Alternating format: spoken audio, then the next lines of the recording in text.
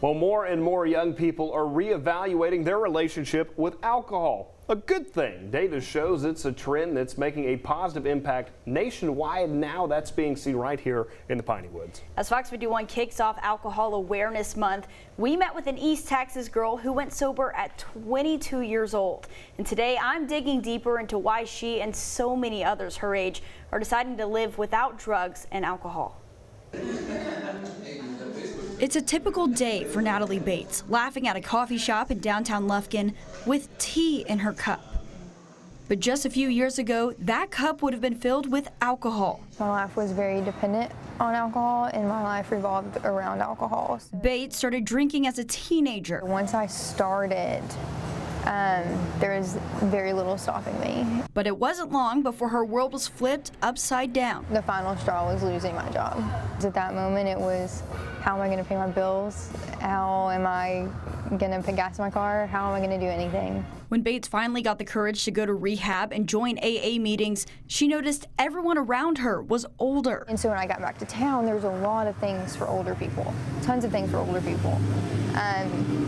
But when it came to younger people, there was a lack.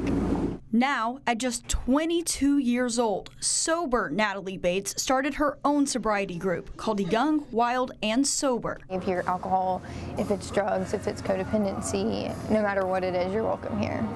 Driving through Lufkin, you'll come across many flyers like this one. Bates put them up herself because she wants to encourage more young people in the area to join her in going sober, both at her meetings that she talks about here on this flyer, but also on social media.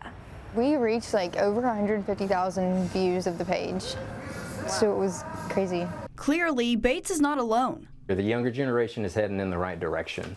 Director of Addiction Treatment Facility Synacor in Tyler, Dr. Jake Strain, says over the past year alone, he's seen an increase in young people seeking help. About 50% of the people that we have here would be Gen Z, which is, again, higher than it has been in the years prior. The National Institute on Alcohol Abuse and Alcoholism calls it the Sober Curious movement.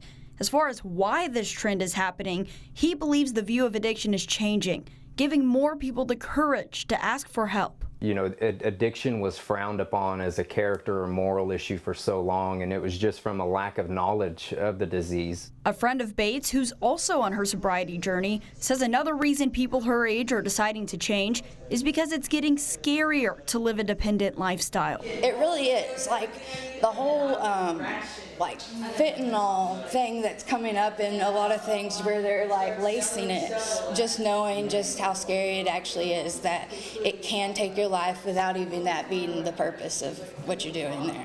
That's why she says groups like this one will help save lives. Now that we're starting younger with the younger people, you know, I think it can be a really good thing. As more and more people join this movement, Bates wants others to hear what she wishes she could tell her teenage self. She's not lost. She just wandered off, and she'll come back. And that's her hope for all young people in East Texas as Gen Z gets sober.